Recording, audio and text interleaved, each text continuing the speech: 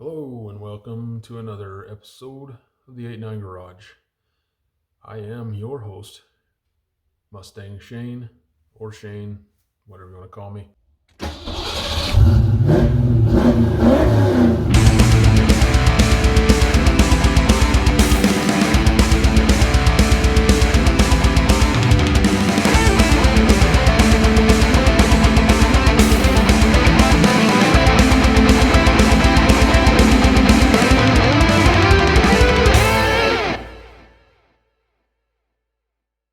Today, I have a special edition episode.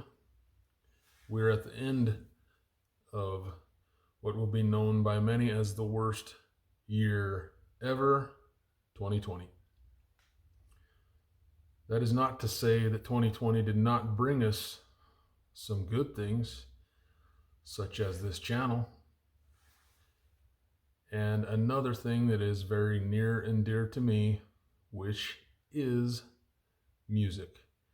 I am greatly influenced by cars and music. They get me. I get pumped up listening to music. I love cars, as you well know from this channel. I want to give a shout out to my cousin Sean, who was ultimately the inspiration for me to venture off into this path of music for a video here.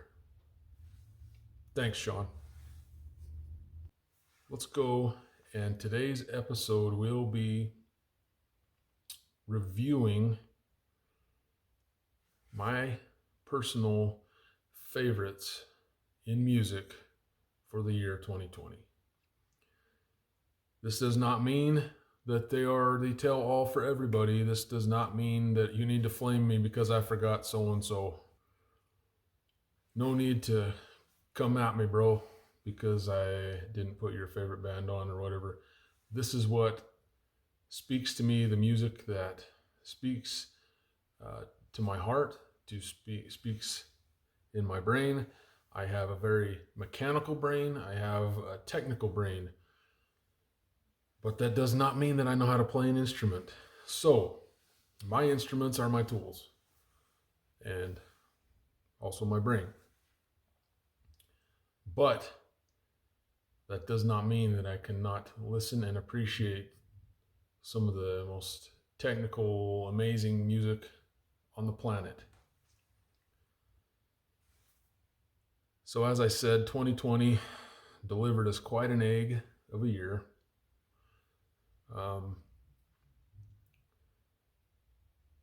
So there weren't a lot of concerts or anything like that going on. A lot of bands, I think, reluctantly released albums in 2020. So I am left quite hopeful for the year 2021 and the releases that I've already seen slotted, for the year. And I will go over some of those probably at the end of the episode here today. I'm going to start off with my top. I couldn't go with 5. I tried to stick with top 5s on everything. There were some where I had a bunch of ties. I'm not going to go into those. My top albums, I had 5. I had 6 top albums for me this 2020 year. So, without further ado, I will go into those. I'm going to tell you number 1 is number 1 without a doubt. The rest of them, they're all tied for 2, tied for second. So, Dizzy Ms. Lizzy, Alter Echo, is one of my top albums of the year. Again, this is 6. I said this is going to be top 5s, but this has 6. So, next on my list, going back old school to a band that they've had released a couple albums the past, 4 or 5 years. But this is going back to my junior high school years. Striper, Even the Devil Believes. It's a really wonderful album. Do Unto Others is a really catchy song. It's got some sweet riffs in it. Very, very good stuff. A late contender coming in towards the end of September.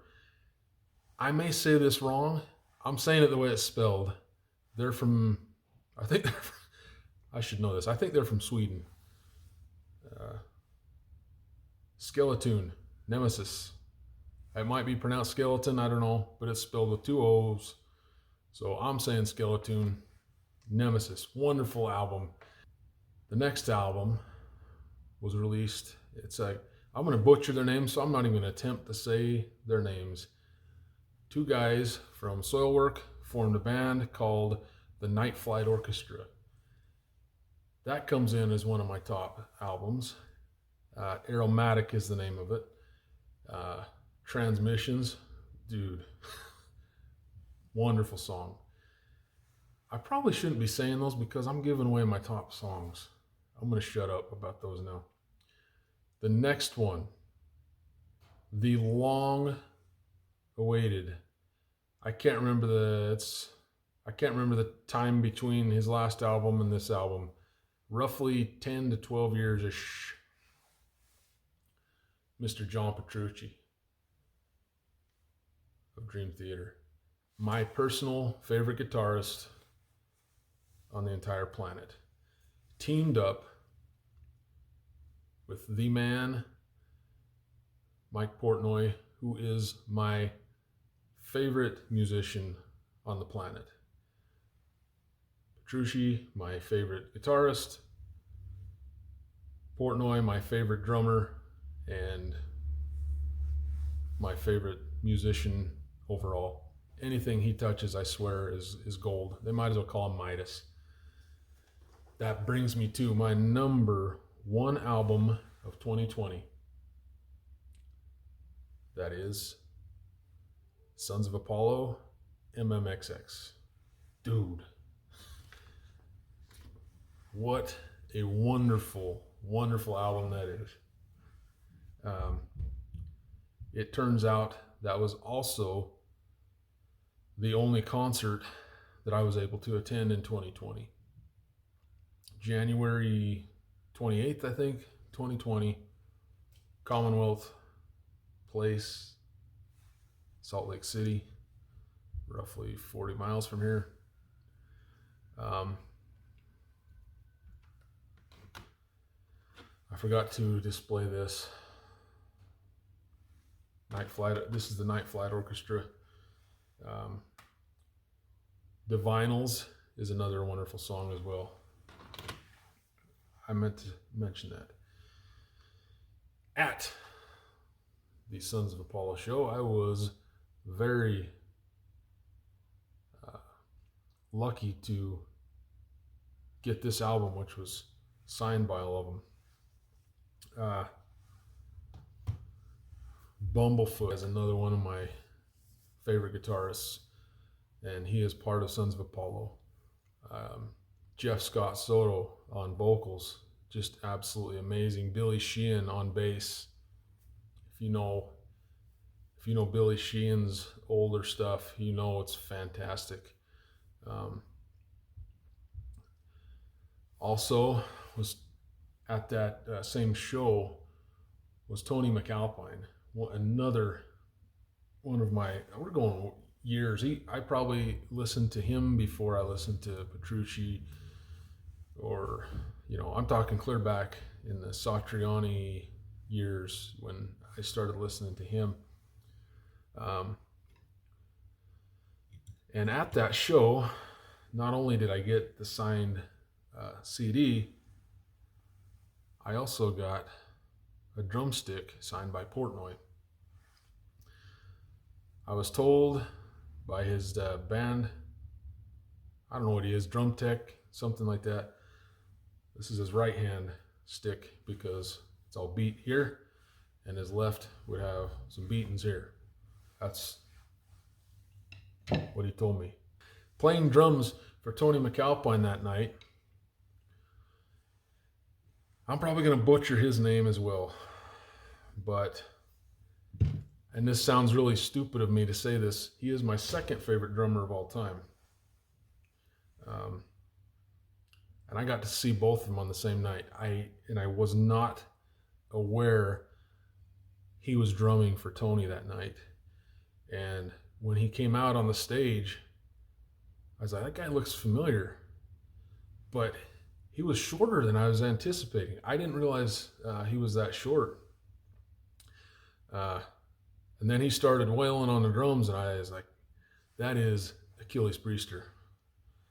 I was fortunate enough to get one of his sticks signed as well. And as you can tell, this one here took a beating. I have seen many shows where he, on YouTube and such, where he breaks his sticks. So I felt very fortunate to be able to see those two guys on the same night. That was the only show, like I said, that I got to this year. And if there was a show that I would like to pick to see, if it was a whole year before I could see another show, that would be it by far. So I feel extremely fortunate for that. Let's move along to my top. I'm going to go top cover songs of 2020. A cover song is something that I really enjoy, especially if it's done well. I am really enjoying some of the older, 80s pop music, stuff like that that's coming back, and bands are turning into metal. I really, really like that.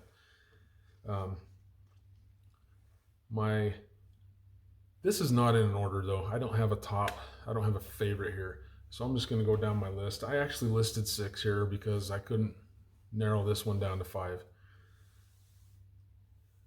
So Neil Morse, Mike Portnoy, and Randy George did an album cover to cover 3. They have and the whole thing's all covers. They have 2 previous albums to that as well if you want to check those out. But they redid Baker Street, which was absolutely fabulous. Okay, I'm going to jack this up. This next one up, I know for a fact. Dino Jalusic, Mike Portnoy, and Joel Hoekstra. I'm very sorry, folks. If everybody'd stick to names like Johnson and Smith and stuff like that, I'd be good. But they redid Jane by Jefferson Starship. Dude, check it out. Wonderful remake of the classic song Jane by Jefferson Starship. Here's another name I'm going to botch. I will say his channel is called Frog Leap Studios. His name is Leo. I'm going to try it. Flame me down below if you want, if I say it wrong. But Moracchioli, maybe? Moracchioli, I don't know. But he redid In the Air Tonight by Phil Collins. I recommend the guy check that out. The next, I've already mentioned this guy. He is in Sons of Apollo as well. Ron Bumblefoot redid the Asia classic, Only Time Will Tell. And he just had someone kind of hitting the tambourine. Everything else was him. And it is an amazing, amazing take of that song. moving right along. And you'll sense a theme on this one here when I tell you that this particular one was Colt Stars from Mars, joined by Mike Portnoy and Jeff Scott Soto, also two members of Sons of Apollo. They redid Blinded by the Light and did a very spectacular job. Sorry about that. Had a visitor. And the last one that I wrote down was Korn. There were a bunch of bands that I forget how I'm going to be. I might have to put it down there. There are a bunch of bands that redid Alice in Chains songs. The one that stood out the most to me was by Korn. They redid Wood and did a magnificent job. I would suggest giving that a whirl, especially if you're an Alice in Chains fan. Let's move on to my regular top songs of 2020. Here we are. New World Today by Sons of Apollo. That is the last track of 15 minutes, 51 seconds long on the MMXX album. The next one comes off of this album, which I've already displayed. It is, and I also just forget that I mentioned before, but Transmissions was the song. There are some other songs on here. Curves is bomb. It's not metal. It is kind of like dipping back into the 80s, early 80s, late 70s, kind of at times disco-esque. Very, very good album. Give it a whirl. Next, Skeleton, Cold the Night. Awesome. I love the crying guitar. The next song is by Mr. John Petrucci, and once again, Mr. Mike Portnoy on drums. That song is Happy Song. So my last one is the middle, Dizzy Miss Lizzy. Go back and smell that one too. I also wanted to go over the most notable deaths in the genre. Well, would you look at that? I just happened to catch a glimpse of the A there. I also got this show. Okay, back. The most notable deaths of 2020. This affects what there are many more, but these are the ones, the top 5 that affected how I listen to music and how I formed my musical tastes, if that makes sense. Number 1 was Vera Lynn. Now, I'll be honest with you. I could not tell you, I couldn't really name a song that she wrote. I know who she is. I know the time frame that she was in style.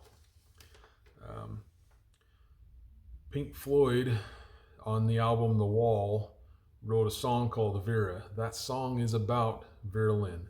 In fact, the lyrics say, "Does anybody here remember Vera Lynn?" That is a very influential album to me. It is probably the first progressive concept album that I ever remember liking a lot. And that is what I like now. The albums that I like the most are progressive, mostly metal, but also rock, and also carry a theme, or also known as a concept album. So basically the whole album tells a story. I go into that in another video, my favorite concept album of all time. If you've listened to every detail in this video, it's probably not hard to figure out which one is my favorite. They're also my favorite band of all time. Next, this is a little bit, just kind of jumping back a little ways and back into another genre. Rupert Hein, who produced a lot of albums over the years. Howard Jones was one of the recipients of his fine producing.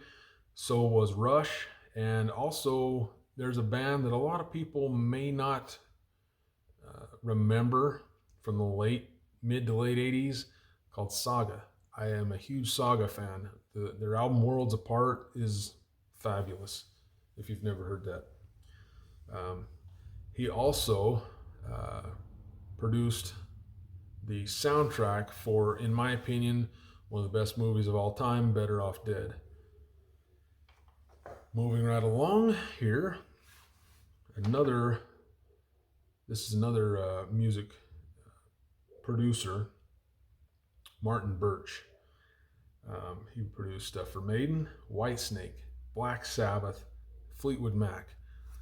I guarantee that most of you have somebody in that little block that I just riddled off that you like. The next two are probably in my opinion, the top two in all of music that we lost in 2020. That would be Mr. Edward Van Halen. Although I was not a huge fan of the Van Hagar, the early stuff with David Lee Roth was absolutely sensational. Where I really started noticing was the album 1984. Spent a lot of time listening to that with my dad.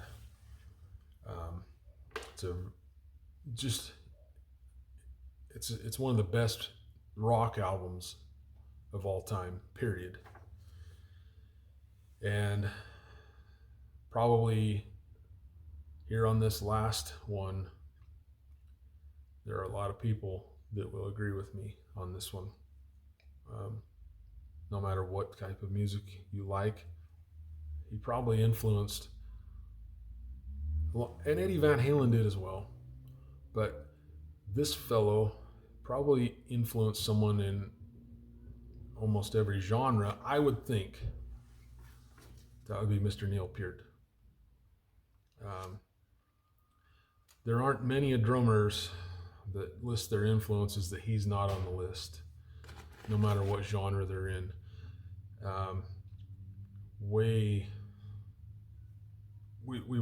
I was absolutely blessed to see him only one time, but I did get to see him. That was in approximately 1996, if I remember correctly. Maybe 97. It was, I remember the ticket said an entire evening of Rush. And we were they played for probably 3 hours. Just amazing, amazing stuff. Now, if you're like me, you're a little bit scared to say this in case 2020 is listening. But I'm looking forward to 2021 for several reasons. And I've got a few of them listed right here. 2021 has some albums that are scheduled to be released and some that are rumored to be released. I'm going to go over all of them. I don't know what'll come out. Hopefully all of them do, and we're solid at the end of the year. And some of these make my 2021 list. I'm sure some of them, if not all of them, will play an impact. Number 1. This album I have been anticipating for several years. Actually, it was August. The John Petrucci album, Terminal Velocity, that's talking about, came out, and that marked something really huge for a lot of fans of Dream Theater and also progressive rock, progressive metal. That was a huge deal because those two, John Petrucci and Mike Portnoy, had not recorded anything together for, I think it was 11 years, maybe 12. And this was a very special moment to all of us that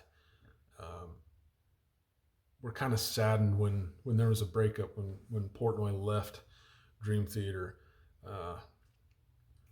Differences of opinions there as to what exactly happened. I have my theory that I think is untold, but we won't get into that right now.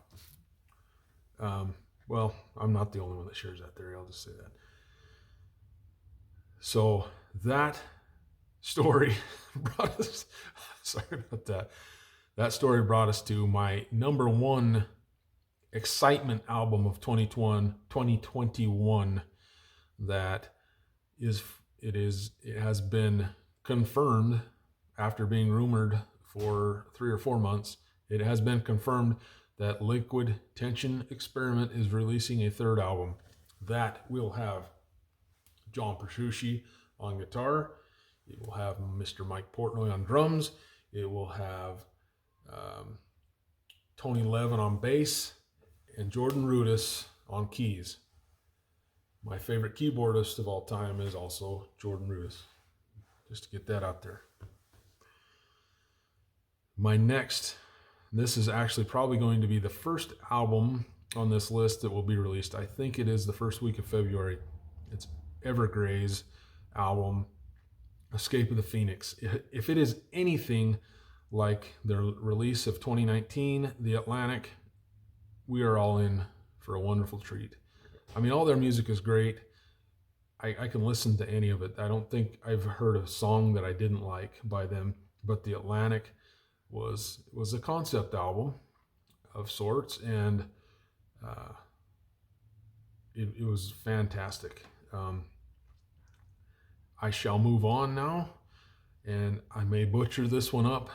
I think they pronounce, and I've listened to these guys for years. I should know this. Ordenogan, Final Days. That is for sure being released in 2021. They have it listed on, I believe it's on their webpage that I read that. You know what else is sweet? Megadeth. Yes, sir. Megadeth is releasing an album. Dave Mustaine is, in my opinion, one of the greatest songwriters of all time. And the rumor of Megadeth releasing an album in 2021 is freaking sweet.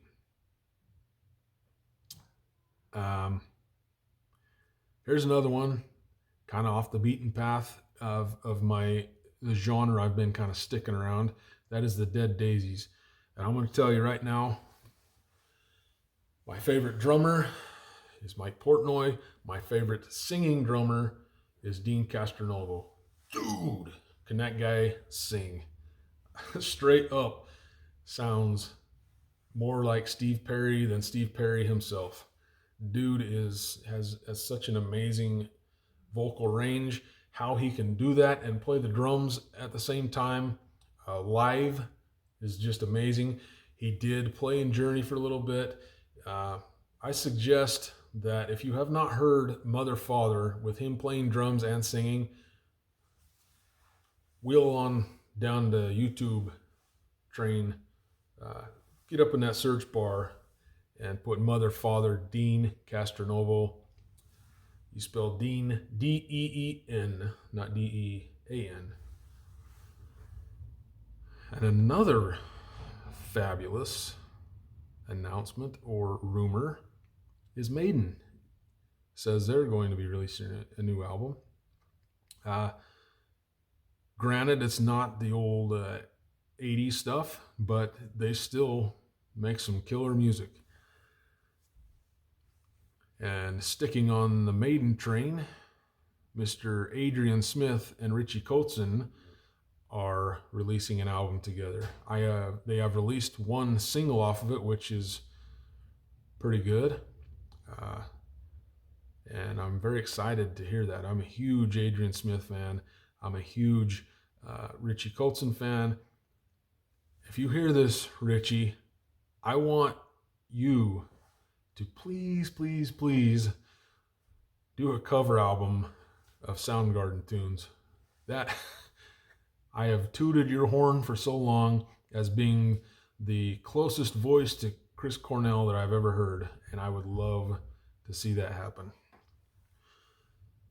Transatlantic is also rumored. Actually, I think that is confirmed. I think I've even seen the album cover. That is going to happen in 2021. They're another great progressive band. Hugely awesome to me that this is being released. The Scorps are releasing an album as well. At least if that's rumored. Anyway. And last but not least, my favorite blues guitarist of all time, Mr. Joe Bonamassa. Dude rips it up. If you haven't heard his concert live at Royal Albert Hall, dig in. There are some bands that I think could sneak one or two in, or sneak one in before the end of the year, let's say. Mr. Devin Townsend, he usually is good for something like this, to sneak an album in. So that leads me to the end of my show. And I don't know how well this will be taken or how well this will be absorbed. I don't know if you like my take on music or not. If you do, please like the video. I may venture off into another channel or something like that just for this. Right now, I'm just doing this on the channel with all my car fixing and all that stuff, and hope, that it garners some attention by some people.